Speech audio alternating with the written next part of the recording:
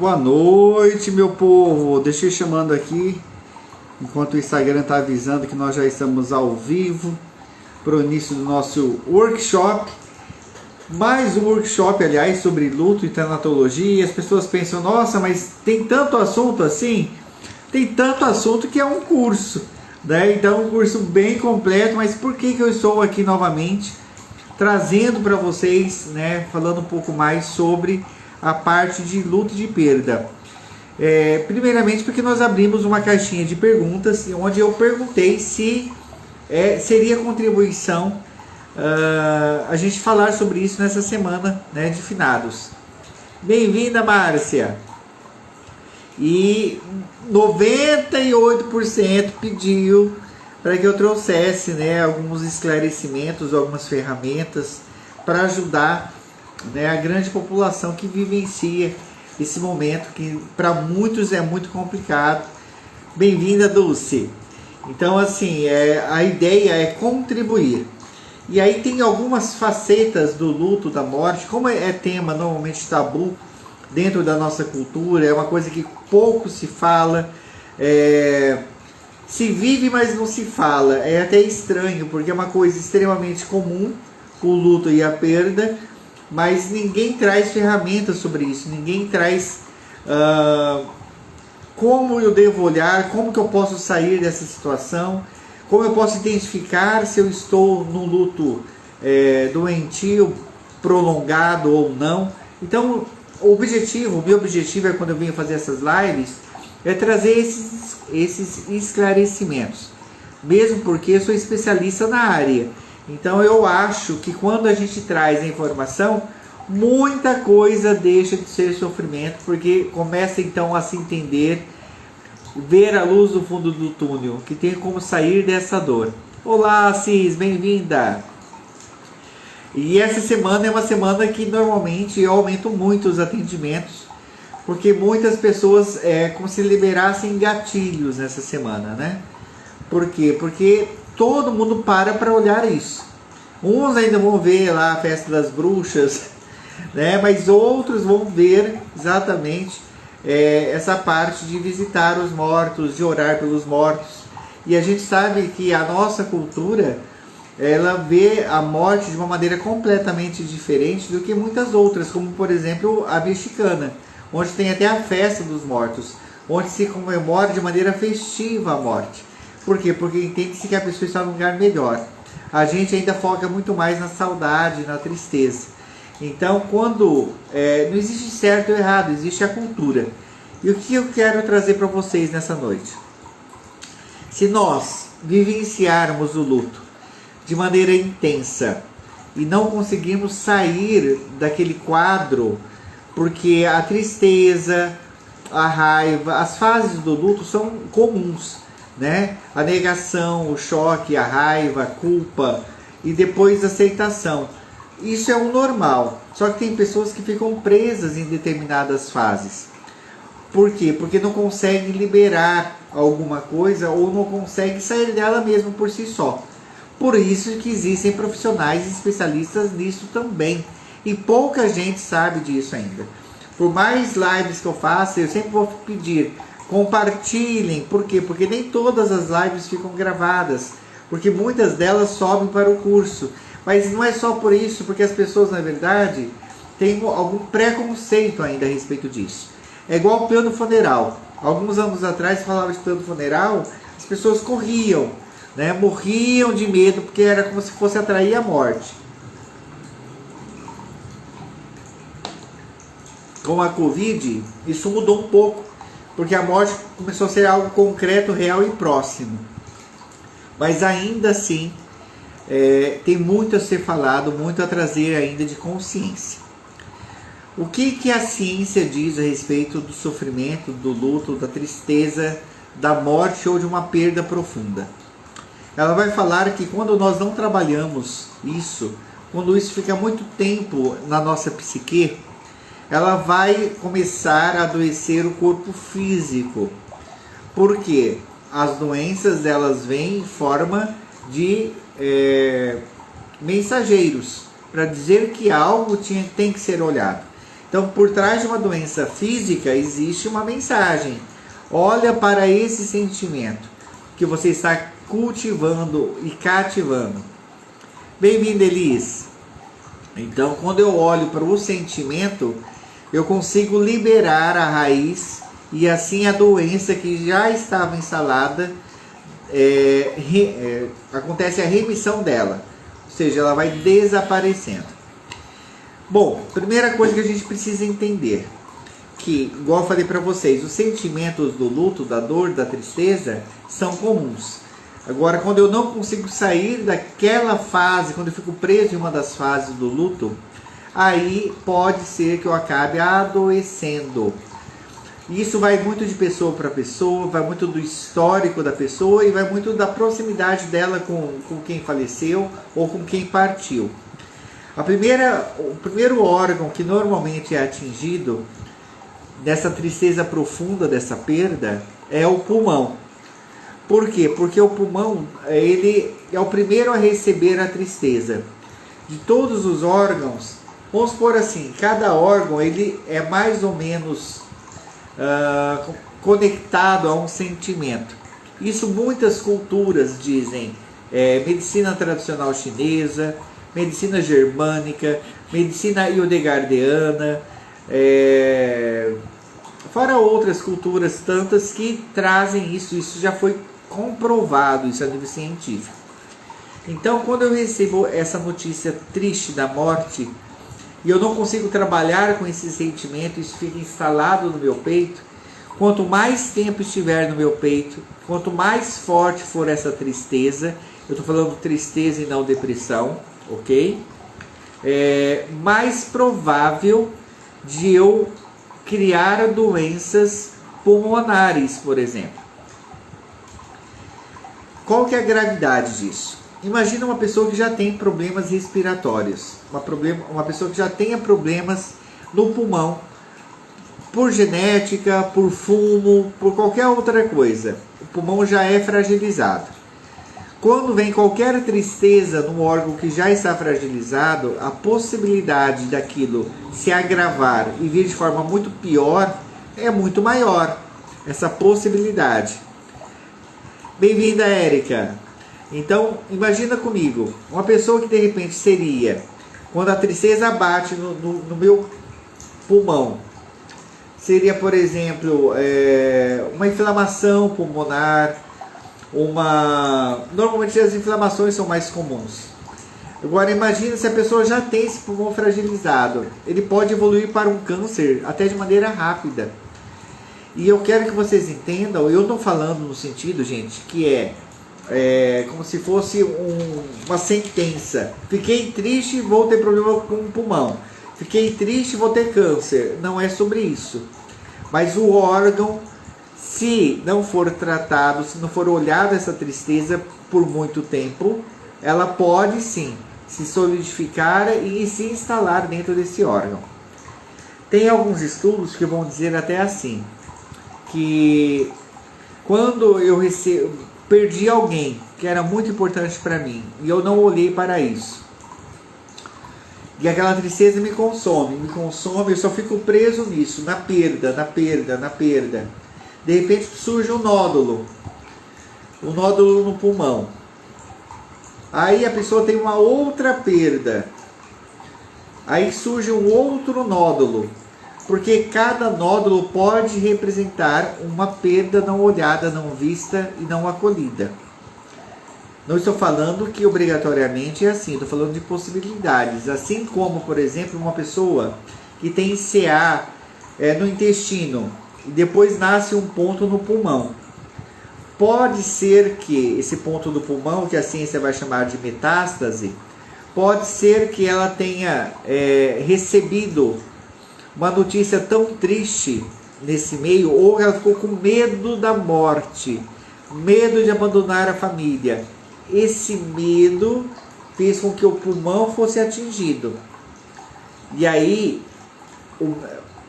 não que o medo esteja ligado ao pulmão, mas aquele sentimento de tristeza do que vai acontecer com os meus filhos quando eu partir. Isso sim. Então, tristeza está relacionada ao pulmão, o medo está relacionado aos rins. Pessoas que têm cálculos, muitos cálculos de rim, pessoas que têm problemas nos rins, são pessoas que passam pelo medo e não conseguem trabalhar este medo. Bem-vindo, Rogério, meu querido. Por que eu estou trazendo tudo isso? Porque para a gente ver que a coisa é muito mais embaixo. E às vezes a gente meio que desconsidera aquela dor, aquele sofrimento ou aquele luto. A maior parte das pessoas vão desenvolver doenças? Não. Algumas pessoas vão ter essa tendência, ainda mais se o órgão já estiver fragilizado. Deixa eu ver o que mais eu coloquei aqui para falar para vocês. Uma outra coisa que pode atingir o pulmão é o medo de morrer. Pessoas que têm muito medo da morte, boa noite, Ivete, podem ter problemas também no pulmão. Por quê? Porque ele é o órgão que registra a tristeza. Deixa eu ver se tem outra coisa que eu queria falar ainda do pulmão para vocês. A possibilidade de metástase, que para nós não é exatamente uma metástase, já falei, né? O câncer está num lugar e aparece um nódulo, uma metástase no pulmão. Pode ser esse choque, né? A perda de um pet pode gerar, sim, né, essa tristeza profunda e mexer com o pulmão.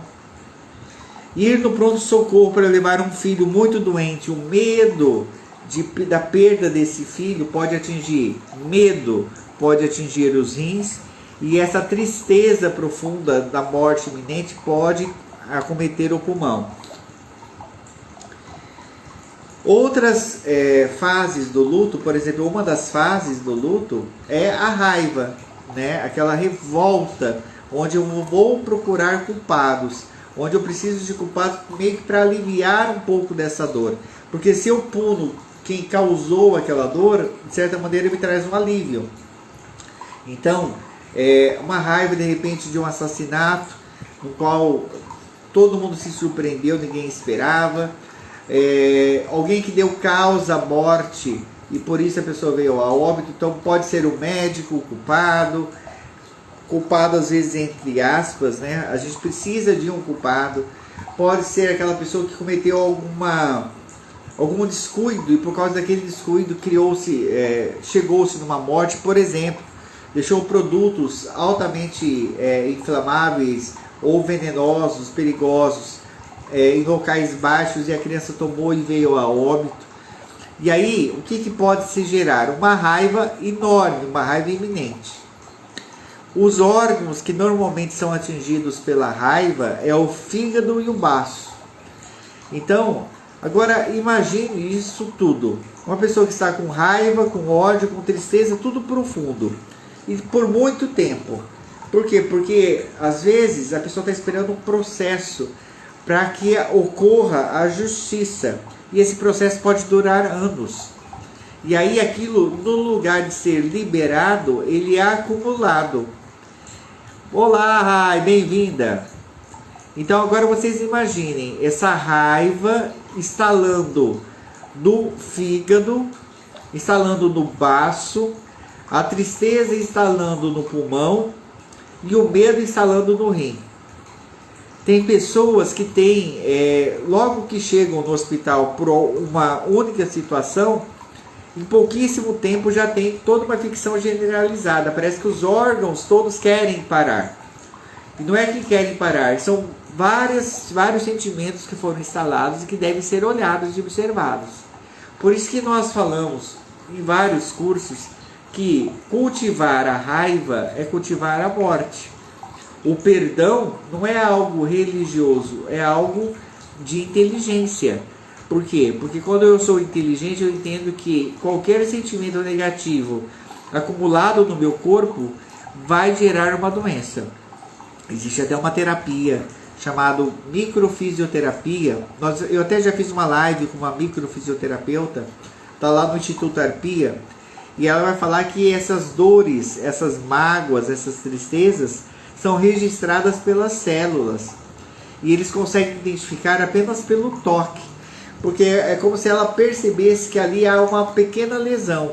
E essa lesão não veio externa, é de dentro para fora. Ou seja, aquela mágoa, aquela tristeza, ela como se ela tivesse se solidificado ali, e a pessoa consegue perceber, o especialista, né, consegue perceber aquela doença instalada. Outro órgão, obviamente, que vai ser atingido, que pode ser atingido pelo luto, é o coração, né? Pessoas que acabam ficando hipertensas. E aí agora eu quero também lembrar o ensinamento de constelação. Aqui eu tenho duas consteladoras, tenho mais eu acho, mas duas que acabaram de se formar consteladoras, e a gente falou no curso das pessoas que seguem a doença de quem foi embora, para ser visto e ser lembrado. Então, por exemplo, o que é a constelação? O que Bert fala sobre isso?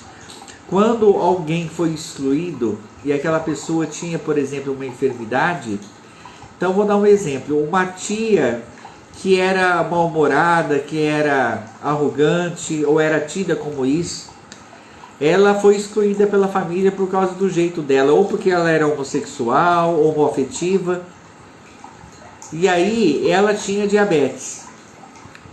Essa diabetes começa a aparecer na família, por quê? Porque aquela tia não era vista. Então a forma dela ser vista é como? É a doença se repetindo naquele sistema. Por isso que a gente tem que prestar muita atenção também nas exclusões, para não haver repetições. Bem-vinda, Cleia! Saudade de você, minha linda. E claro, por fim, o órgão que pode e normalmente é afetado é o próprio cérebro. Por quê? Porque há uma desordem química. Se o luto não for trabalhado, se o luto ficou muito tempo instalado dentro da pessoa, essa tristeza, essa raiva, todos esses sentimentos juntos, a pessoa é como se ela programasse mentalmente que ela também não quer mais viver. Então o cérebro, que tinha que produzir determinados hormônios, hormônios da alegria, hormônios da saúde, hormônios que protegem, ele vai deixar de fazer. Porque não tem, você programou, é como se na verdade você tivesse desligado a chave de proteção do seu corpo. A imunidade pode abaixar e aí todo o resto pode chegar também. Olha como que a coisa é muito séria. Por isso que eu volto a falar, um tanatologista ele consegue olhar para essas situações e ver essas situações que podem já estar instaladas e terem sido transformadas já em doenças do corpo. Nunca subjulguem uma doença, nunca subjulguem a dor de um ser humano. Eu não posso vir aqui falar que é frescura, eu não posso vir falar que não precisava de tanto. Quando alguém perde um pet e adoece, ou quando alguém perde um parente e parece que ele não consegue sair, como se ele fosse um fraco ou uma fraca, a gente sabe que não é assim que funciona. Porém, os sistemas todos devem ser olhados e respeitados. Bem-vindo, Rose! Ai, que saudade! Tá, Kleber, você falou então de alguns órgãos que podem ser atingidos pela tristeza. Como que eu desativo isso? Como que eu reprogramo isso? Trabalhando os sentimentos e as causas. Então, por exemplo, no caso da raiva, quando eu identifico que essa raiva deve ser liberada, e essa mágoa também deve ser liberada junto, porque não existe justiça. A justiça, se você está esperando justiça dessa forma, é como se você tomasse um veneno e esperasse que o outro morresse. Só que quem está tomando veneno é você. O órgão que está sendo afetado é o seu. Então vamos ter inteligência sobre isso. Mesmo porque não vai ser isso que vai trazer o outro de volta. E aí quando eu entendo e eu falo para a pessoa assim, a pessoa que partiu ficaria feliz em ver que você está adquirindo isso, esses malefícios? Você acha que era isso que o outro queria, quem partiu? Com certeza a pessoa vai dizer que não. Então isso acaba se tornando também uma forma dela olhar para ela, entender que é hora de cuidar dela. Porque quem faleceu, quem partiu, já está muito melhor que nós aqui. E ela precisa ser vista, porque de repente outras pessoas estão também adoecendo, querendo salvá-la. E aí vira uma corrente onde ninguém consegue salvar ninguém, onde ninguém consegue ajudar ninguém, porque ninguém quer ser ajudado, apenas quer ser visto nessa dor. Existe alguns óleos essenciais. Hoje eu vou encerrar com a dica dos óleos essenciais para luto, para dor e para essas causas, que eles podem ajudar e muito a você a centralizar, a você se centrar novamente e ajudar nessas liberações.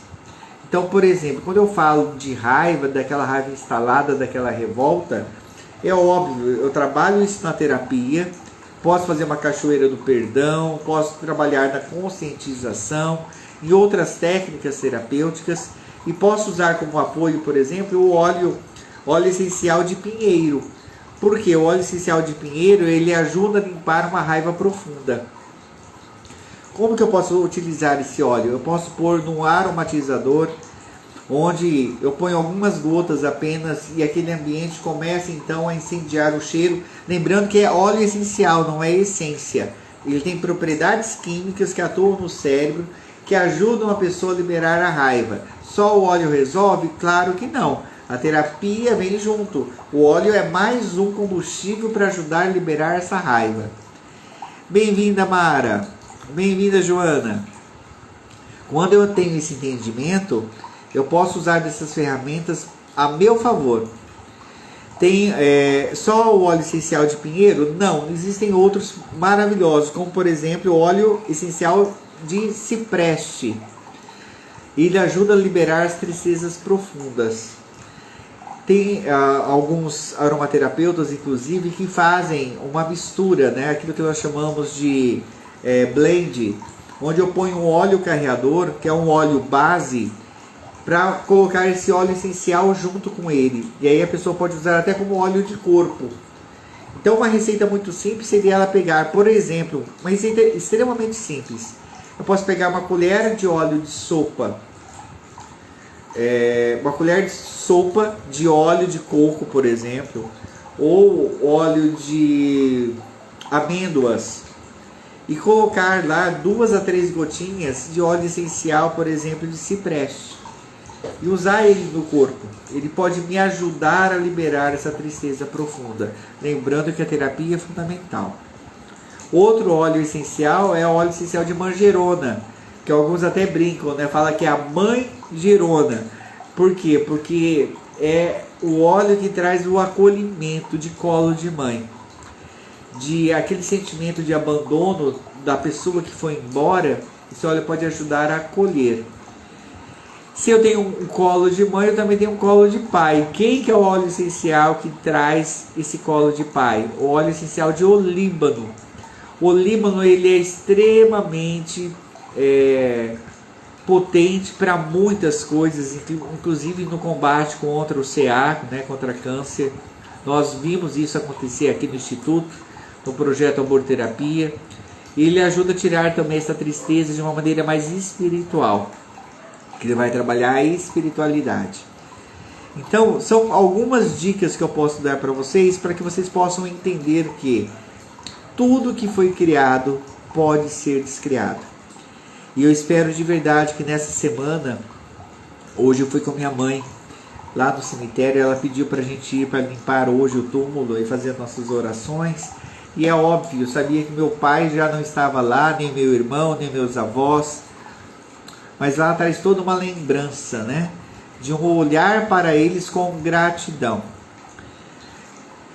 Aprendam a ser gratos, porque a gratidão também é uma das coisas que mais ajuda a fechar também o luto. Agradecer não só a pessoa que partiu, mas também a Deus que permitiu que elas fossem embora. Por quê? Porque o tempo que você tem com as pessoas que você ama aí do seu lado é um tempo permitido. Nunca esqueça disso. É um tempo no qual você tem a permissão de conviver com. E a gente não sabe até quando nós teremos esse tempo. Então, a morte, ela não vem, na verdade, como aquela que vem destruir famílias. Ela vem como uma colheita de um fruto maduro. E aí eu preciso entender que esse tempo que eu tenho, que eu não sei qual é, ele deve ser utilizado para eu buscar a minha essência e ser a luz específica que eu nasci para ser. Porque cada um de nós tem uma luz, tem uma intensidade, tem uma cor. E só é possível que haja beleza nessa iluminação colorida quando eu sei quem eu sou. Quando eu não tento ser a luz do outro. Uma linda noite para vocês. Amanhã nós temos nosso segundo dia de workshop. A gente vai trazer cada dia uma consciência, uma ferramenta, algo que possa ajudar as pessoas que estão passando pelo luto. Igual eu falei para vocês, muitas pessoas despertam os gatilhos nessa época por causa de finados, mas tem pessoas que não saem do gatilho. Então, que você seja a luz onde você estiver, que você seja colo onde você estiver, e principalmente que você seja o amor que tantos já não têm mais, que perderam, mas que possam se sentir amados por você. Uma linda noite para você. Até amanhã, 19 horas, aqui. Fiquem com Deus.